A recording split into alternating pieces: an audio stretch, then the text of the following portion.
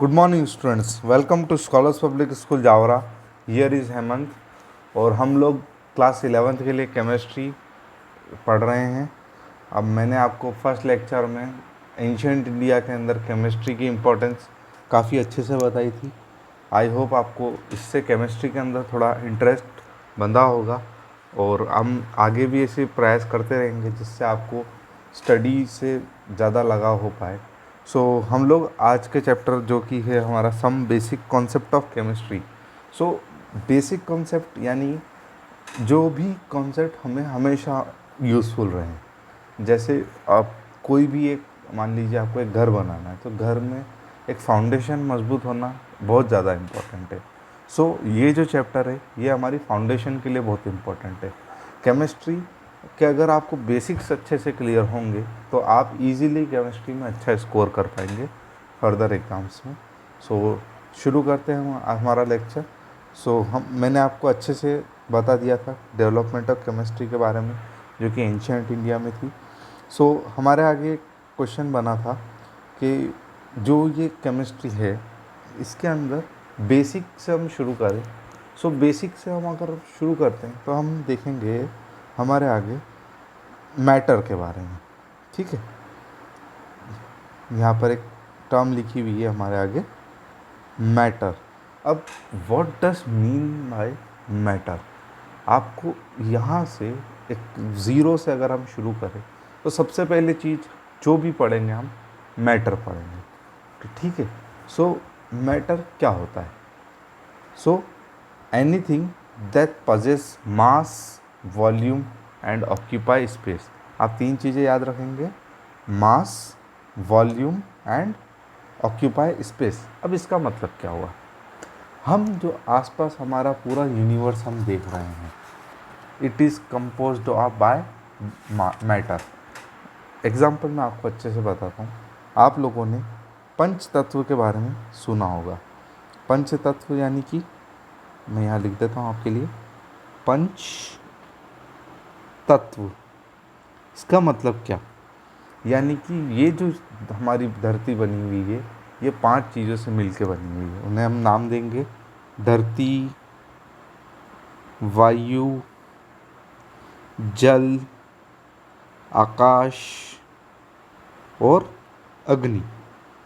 इन 5 चीज़ों से ही हमारे पूरा यूनिवर्स से ये बना हुआ है। ये हमारी माइथोलॉजी में लिखा हुआ है।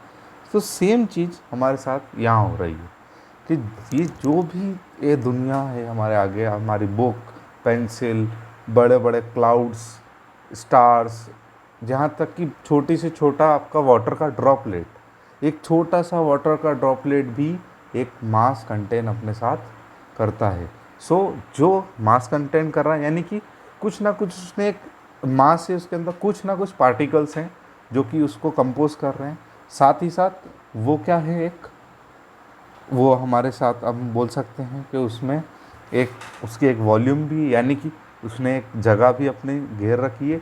साथ ही साथ स्पेस भी ऑक्यूपाई कर रहा है इस पूरे यूनिवर्स में। इस पूरे यूनिवर्स जो है ये एक मैटर है। ठीक है, अब इस मैटर की भी 3 स्टेट्स होती हैं जो कि हम आगे पढ़ेंगे। बट यहाँ पर आपको एक एडिशनल इन्फॉर्मेशन मैं देना चाहूँगा कि एक चीज़ जो हमारे लिए बहुत इम्पोर्टेंट है उसका नाम है हमारे एटम। एटम क्या होता है? एटम यानी कि स्मॉलेस्ट यूनिट। एटम यानी कि क्या होता है? Atom smallest unit. अब मान लीजिए इसके लिए हम एग्जांपल देखते हैं। आपने एक चॉक ली, आपने चॉक का चूरा किया, मतलब बहुत छोटे छोटे पार्टिकल। अब जो आप उस चॉक को आप देख रहे हैं उसके छोटे छोटे पार्टिकल, उससे भी बहुत छोटे छोटे पार्टिकल्स होते हैं एटम्स। यानी कि वो किसी भी कंपोनेंट की इस यूनिवर्स में सबसे बेसिक यूनिट क्या होती है? एटम। जो भी सारे एटम हम आसपास देखते हैं ये इसमें काम आते हैं, हमारे केमिकल रिएक्शंस में बहुत ज़्यादा काम आते हैं। तो एटम कोई भी आपसे पूछे तो आप सिर्फ इतना सा जवाब देंगे कि ये स्मॉलेस्ट यूनिट होती है किसी भी एलिमेंट की या किसी भी सब्सटेंस की इस पूरे यूनिवर्स में। एक और हमारे आगे क्वेश्चन बनता है मॉलिक्यूल। अब मॉलिक्यूल क्या होता है कि देखिए, एटम तो था, ये एक सिंगल एंटिटी था, मतलब सिर्फ मैंने एक नाम दे दिया है एटम। बट अगर एक से ज़्यादा एटम, दो या दो से ज़्यादा एटम भी एक जगह मिल जाते और जुड़ जाते तो हम उसे क्या बोलते थे, मॉलिक्यूल। जैसे आपने आपके एग्जांपल देखा होगा, O2 ऑक्सीजन के दो मॉलिक्यूल्स, H2 हमने अच्छे से देखा है। सो इसका मतलब O2 और H2 का मतलब क्या है कि O यानी कि ऑक्सीजन के दो मॉलिक्यूल्स, यानी कि पूरा दो एटम्स मिलकर एक क्या बन गया, मॉलिक्यूल। सो आई होप आपको एटम और मॉलिक्यूल के बारे में अच्छे से जानकारी हो गई होगी। और एटम, एक एडिशनल इन्फॉर्मेशन यहाँ मैं आपको देना चाहूँगा कि एटम का मतलब ग्रीक लैंग्वेज में होता है, जो ग्रीक वर्ड से निकला है एटम, जिसको एटम से निकला है एटमोस, एटमोस से निकला हुआ है। एटमोस का मतलब होता है इनडिजिबल, ठीक है। सो मॉलिक्यूल्स, अब मॉलिक्यूल्स भी दो टाइप के होते हैं, होमोजीनियस और हेट्रोजीनियस। सो होमोजीनियस, हेट्रोजीनियस, आप देखिए एक वर्ड हमेशा में जब आपके साथ केमिस्ट्री पढ़ेंगे, सो जो ये केमिस्ट्री इवॉल्व हुई है ये ज़्यादा लैटिन अमेरिका और ग्रीक में ज़्यादा डेवलप हुई है, तो यहाँ वर्ड्स के ऊपर ही बहुत सारी चीज़ें हमें समझ में आ जाती है। तो जहाँ कहीं भी आप देखें होमो, यानी लैटिन में मतलब अगर होमो, यानी कि आप याद रखेंगे उसका मतलब होता है सेम। क्या याद रखेंगे आप, होमो का मतलब होता है सेम, ठीक है। जैसे होमोसेपियंस, हम इंसानों का बायोलॉजिकल नेम, यानी कि हम सब एक जैसे ही हैं। सो होमोसेपियंस, सो सेम चीज़ हमारे लिए कि होमोजीनियस और heterogeneous, so some type, same type of atoms होते हैं, और different type of atom heterogeneous, same type के हो गए होमोजीनियस, ठीक है। अब हमारे आगे एक क्वेश्चन नया बनता है कि ये जो हम मैटर्स पढ़ रहे हैं, अब मैटर्स की स्टेट कितनी होती है। सो मैटर की स्टेट मेनली 3 होती है, बट अगर आप और फर्दर पढ़ेंगे तो ये 5 मिलती है हमें, 2 और होती है, जबकि वो एक स्पेशल कंडीशन में बनती हैं। बट सबसे बेसिक यूनिट है सॉलिड, लिक्विड एंड गैस, ठीक है। मैं आपको इस डायग्राम के रास्ते ही पूरा जो सॉलिड, लिक्विड, गैस है इसको अच्छे से हम समझेंगे। अब मैंने आपको बताया एटम, देखिए जब एटम एक दूसरे से, अब यहाँ पर एक चीज़ होती है इंटरमॉलिक्यूलर स्पेस, यहाँ पर एक टर्म यूज़ कर रहा हूँ मैं, इंटरमॉलिक्यूलर स्पेस एंड फोर्स, ये दोनों अलग अलग टर्म है, ध्यान रखिएगा, ठीक है। अब देखिए यहाँ मैं आपको जो बताना चाह रहा हूँ, आपने इंटरनेशनल मैच सुना है जो हम देखते हैं, इंटरनेशनल।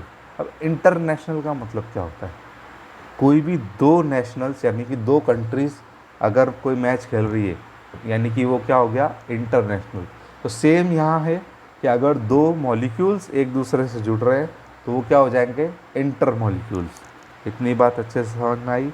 सो अगर किसी भी दो मॉलिक्यूल के बीच में जो खाली जगह है, यहाँ देखिए आप, इन दोनों मॉलिक्यूल्स के बीच में खाली जगह है, तो इस मॉलिक्यूल को हम क्या बोलेंगे, इंटरमॉलिक्यूलर स्पेस। साथ ही साथ यहाँ पर एक चीज़ और देखने लायक है हमारे लिए कि ये जो मॉलिक्यूल्स है, अब आपने बेसिक सा इतना पढ़ा है कि हर चीज़ इस यूनिवर्स में फोर्स ऑफ अट्रैक्शन रहता है हर किसी चीज़ में। सो यहाँ पर कौन सा, किस टाइप का फोर्स अट्रैक्ट करेगा, इंटरमॉलिक्यूलर फोर्स। आपको बात समझ में आई। सो इंटरमॉलिक्यूलर स्पेस और इंटरमॉलिक्यूलर क्या बोलते हैं हम उसको, इंटरमॉलिक्यूलर फोर्स, ठीक है। अब देखिए यहाँ पर इस सॉलिड में आप देख रहे हैं कि इन दोनों के बीच में इंटरमॉलिक्यूलर स्पेस तो बहुत कम हो गया और इंटरमॉलिक्यूलर फोर्स बहुत स्ट्रॉन्ग, ज़्यादा हो गया। ऐसी कंडीशन में क्या होगा कि जो हमारा सॉलिड है वो एक दूसरी जगह से मूव नहीं कर पाएगा। सो ऐसी कंडीशन में सॉलिड क्या बन जाएगा, रिजिड शेप में। कैसी शेप में, रिजिड शेप में। सो और अगर इन अदर वर्ड अगर हम बोलें तो जो ये पार्टिकल्स हैं इनकी डिस्टेंस बहुत पास में, आप इसको और अच्छे से देखेंगे तो क्लोजली पैक्ड है, आप अच्छे से समझेंगे इसको। अब इस वजह से क्या है कि ये जो एटम्स हैं हमारे इसके अंदर वो क्या कर पाएंगे, मूव नहीं कर पाएंगे। इस वजह से इसकी जो शेप है वो एक जैसी रहेगी। यानी कि आपके आगे जो एक टेबल पड़ी है या कोई भी सॉलिड ऑब्जेक्ट है वो अपनी जगह से क्यों नहीं हिल पा रहा है, ओनली बिकॉज कि उसके जो पार्टिकल्स है वो एक दूसरे से बहुत अच्छे से जुड़े हुए हैं। अब आप उसे कंप्रेस भी नहीं कर सकते, आपके दीवार को कंप्रेस कर पाओगे कि दीवार में मैंने फोर्स लगाया दीवार छोटी हो गई, पॉसिबल ही नहीं है। तो जो हमारा सॉलिड है वो क्या है, एक तो इनकम्प्रेसिबल है, कंप्रेस नहीं हो सकता, और रिजिड होता है यानी ईजीली हिलता डुलता नहीं है। रिजिड यानी कि होता है कुछ की एक डेफिनेट शेप होना। सो सॉलिड के बारे में हमने इतना जाना। लिक्विड, लिक्विड के जो मॉलिक्यूल्स है वो थोड़े एक दूसरे से थोड़े से दूर होते हैं। ऐसी कंडीशन में उनके अंदर इंटरमोलिकुलर स्पेस ज़्यादा होता है और इंटरमोलिकुलर फोर्स कम होता है क्योंकि वो थोड़े दूर दूर है। सो जो मॉलिक्यूल्स है वो एक फ्रीली मूव कर सकते हैं एक जगह से दूसरी जगह। ऐसी कंडीशन में लिक्विड की कोई शेप फिक्स नहीं होगी। लिक्विड की शेप कैसी होगी, जिसमें डाल दी उसके जैसी। पानी रे पानी तेरा रंग कैसा, जिसमें डाल दिया उसके ढंग जैसा। जैसे आपने किसी एक टैंक बर्तन में, जिस टाइप के आपके बर्तन में आपने अपना लिक्विड डाला उसकी शेप वैसी हो जाती है। सो इसकी शेप वैसी अलग हो जाती है, तो ये रिजिड नहीं है, इसकी शेप चेंज होती रहती है। यानी कि आपका लिक्विड आपको अच्छे से समझ में आया। साथ ही साथ अगला क्या है हमारे आगे, गैसियस स्टेट। सो गैस में क्या है कि इसके जो पार्टिकल्स है वो एक दूसरे से बहुत दूर है। सो ऐसी कंडीशन में इन दोनों के बीच का इंटरमोलिकुलर स्पेस तो बहुत ज़्यादा हो गया, साथ ही साथ इनके बीच का इंटरमोलिकुलर फोर्स तो है ही नहीं। इस वजह से गैस हमें बहुत दूर दूर उसके पार्टिकल दिखते और गैस की कोई डेफिनेट शेप नहीं होती। सो आज के लेक्चर में हम लोगों ने इतना जाना कि सॉलिड के पार्टिकल्स क्लोजली पैक्ड होते हैं, लिक्विड के थोड़े से दूर होते हैं और गैस के तो बहुत ज़्यादा दूर होते हैं। आई होप आपको इतनी बात समझ में आई होगी। ये 11th और 12th के बेसिक्स के लिए हमारे लिए बहुत ज़्यादा इंपॉर्टेंट है कि मैटर की शेप और मैटर की स्टेट जानना बहुत ज़रूरी है। हम फर्दर आगे क्लास में इसको और एलेबोरेट करूँगा अच्छे से। तब तक के लिए आप पढ़ते रहिए। God bless you. Thank you so much.